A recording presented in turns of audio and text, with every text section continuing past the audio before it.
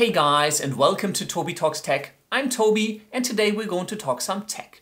In this video I want to talk about the Sony Alpha 6500, which is Sony's current top-of-the-line mirrorless camera. This has become my go-to camera for going on holidays, going out or just being out and about, and I've been using it pretty consistently for probably about half a year now. Now, just up front, this video is not sponsored by Sony or anyone. These are all of my own thoughts, and I have some pretty strong likes and some pretty strong dislikes about this camera that I really want to share in this video.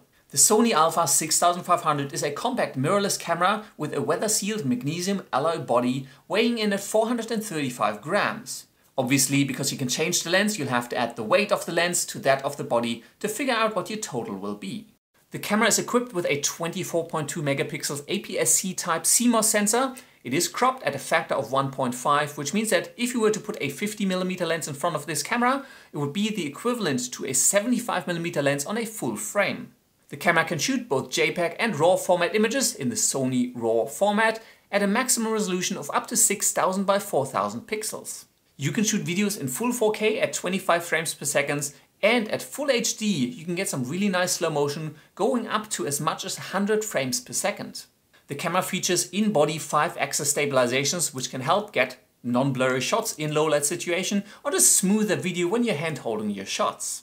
At the back of the camera you will find a 2.92 inch TFT LCD monitor, and you can flip the screen 45 degrees downwards as well as 90 degrees upwards.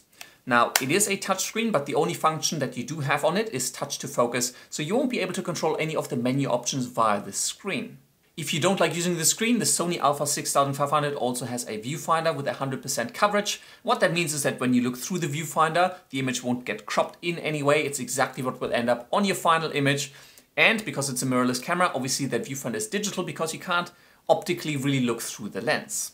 On top of the camera you will find a Hotshoe adapter for mounting an external flash, as well as a little flip out on-camera flash. Personally, I'm not a big fan of using these on-camera flashes. They're too flat on, they always look really cheap and usually end up with red eyes. So I much prefer just mount a little flash unit on top of here, bounce it off the wall, and the light will be much nicer and much softer. On the side of the camera you will find a micro USB connector to connect the camera to the computer and also to charge the Alpha 6500. There's also an HDMI micro output for connecting the camera up to a TV if you wanted to play back a photo slideshow or show off some of your movies. And then there's a 3.5mm microphone jack. The camera records to an SDHC card that slots in next to the battery at the bottom of the camera, and I do recommend get yourself a really fast SD card. One, for 4K video recording you need something that has a really good write speed, but also because the Sony Alpha has a burst mode that shoots up to 11 frames per second consecutively for 36 seconds, giving you up to 307 images in the camera's buffer that then have to be written back to the memory card. And if this card is slow, that's gonna take a little. Now let's talk about what's great and what's not so great about this camera. Let's start with the good points first. The Alpha 6500 is super lightweight, really compact, really easy to take along with you. Right now I've got my basic lens connected, which is a 20mm f2.8. It's usually my standard lens that I use for most photos that I shoot. It also works really well in low light. And this whole package is maybe 600 grams. It easily fits in my bag, even in my jacket pocket. I can take it anywhere, and it's always ready to get some nice photos. Most importantly though, especially if you're looking for a camera to take some really nice holiday photos, is that the image quality of the Sony Alpha 6500 is absolutely spectacular. Obviously it does depend a little bit on what lens you're actually using to shoot the images, but everything I've taken on this camera turned out really nice. The quality is great, the resolution is great with a 24.2 megapixel sensor. It works really well in low light, and because I can shoot in RAW, which is what I usually do for all of my holiday photos, there's a ton of room to play with the image in post-processing and really get some amazing shots. Because I do a lot of video work, I also use the Sony Alpha 6500 a whole lot for shooting movies. I do shoot quite a lot in 4K, and the quality on that is absolutely through the roof. It's amazing. However, 4K files tend to be quite big in size, so I tend to shoot in 1080 a fair bit as well. Quality is still really nice, not really comparable to 4K. 4K is just so much better than 1080, but even 1080 clips still look nice and crisp. And at 1080 you can also then shoot really cool looking slow motion at up to 100 frames per second. Now personally I'm not a big fan of picture modes and creative styles and all the additional features that Usually I just do in post-processing myself anyways. One thing I do like though with the camera, you can actually set the picture profile to shoot in a very neutral profile. It's a very flat format, like you can shoot in log, which gives you a very neutral looking image. But again, then in post-processing you have a lot of room to play with and really color grade and color adjust and tweak everything about your image and your videos. So that's one feature I really use. Also, in case you're wondering, you can actually shoot time lapses with the Alpha 6500, but you do need to download and install a Play Memories app, which I believe costs you about $10 US on the Sony store. Wasn't too difficult to install, though the app itself isn't really the greatest experience, but you can get some really nice time lapses. Also, and I'm just mentioning this because this was an issue with earlier versions of the Sony Alpha, this model no longer overheats and shuts down automatically when you're video recording. Some of the earlier models, they heated up really quickly and then just shut down. The camera does get fairly warm, but it does have a menu option to essentially say, don't care if you get warm, just keep filming. And it doesn't get too hot and you can just film for however long you want. Well, until you reach the file size limit for whatever format you're recording in. Cool, so now let's talk about the things that really grind my gears about this camera. Issue number one, and my main issue with this camera as a whole, is the screen at the back. The biggest issue with the screen for me, and maybe that's because I'm out in Australia where the sun is really bright, is that the screen is highly reflective. On really bright days, I really struggle to see the image clearly of what I'm shooting. Sometimes my images end up overexposed or something was out of focus because I just couldn't see clearly what was going on. Now, I can look through the viewfinder. I'm not a big fan of the digital viewfinders on mirrorless cameras. I much prefer, the DSR viewfinder where you're really looking straight through the lens. This one I'm finding a bit weird, so I've been trying to get used to the screen, but because it's so glary, you're gonna get some shots that are not what you expect them.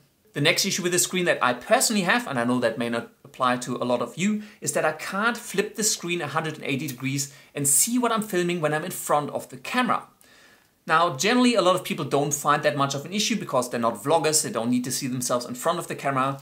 I think the main reason it irritates me is because there's no reason why the screen shouldn't be able to flip. It's really just, it feels like it's just a design decision by Sony to just not offer that feature. And it just irritates me that I can't just flip it and see what I'm filming and more easily film these videos or film vlogs when I'm out. So again, something that I feel could have been prevented really easily by Sony, and one thing that really grinds my gears.